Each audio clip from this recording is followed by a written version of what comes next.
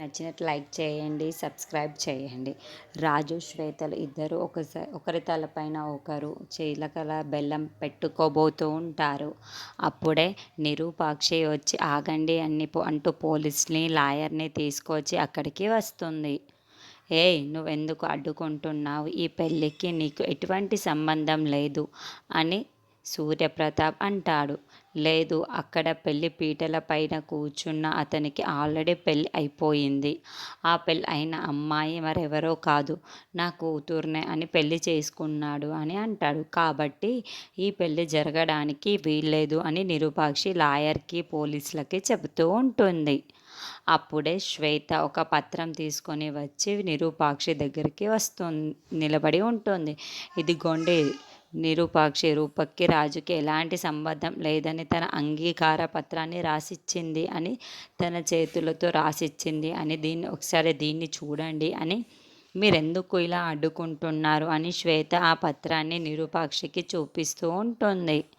నా కూతురికి ఈ రాజుకి ఎలాంటి సంబంధం లేదని, నా కూతురి నోటి చేతే నేను ఈ మాటలు చెప్పిస్తాను అని సూర్యప్రతాప్ అంటాడు.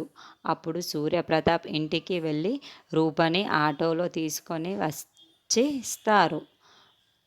రూప రాసిన లెటర్ని చూసి నిరూపాక్షి ముందే టెన్షన్ పడుతూ ఉంటుంది. ఇక రూప వచ్చి పెళ్లి మండపంలో నిలబడి ఉంటే అప్పుడే నిరూపాక్షి, నీకు రాజుకి ఎటువంటి సంబంధం లేదని నువ్వు నీ చేతులతో రాసి ఇచ్చావా అని రూపని నిరూపాక్షి నిలదీస్తూ ఉంటుంది. అప్పుడు రూప అవునని తల ఊపుతూ ఉంటుంది. ఇందాక మీకు ఇప్పుడు రూప తన నోటితోనే తానే రాయించానని చెప్తుంటుంది కదా, ఇంకేంటి మీరు నమ్మకుండా ఉండటానికి శ్వేత అంటోంది. దాంతో నిరూపాక్షికి ఇక ఏ విధంగా ఈ పెళ్ళిని ఆపాలో అర్థం కాకుండా ఆలోచిస్తూ ఉంటుంది. ఇప్పటికైనా అర్థమయ్యిందా? నా కొడుకు రూపనికి నోట్ తెరిచి చెప్పేసింది కదా తనే రాయించిందని. తను చెప్పింది అని సూర్యప్రకాష్ చెప్తూ ఉంటే ఎందుకు చేశావు రూప అని నిరూపాక్షి నిలదీస్తూ ఉంటుంది.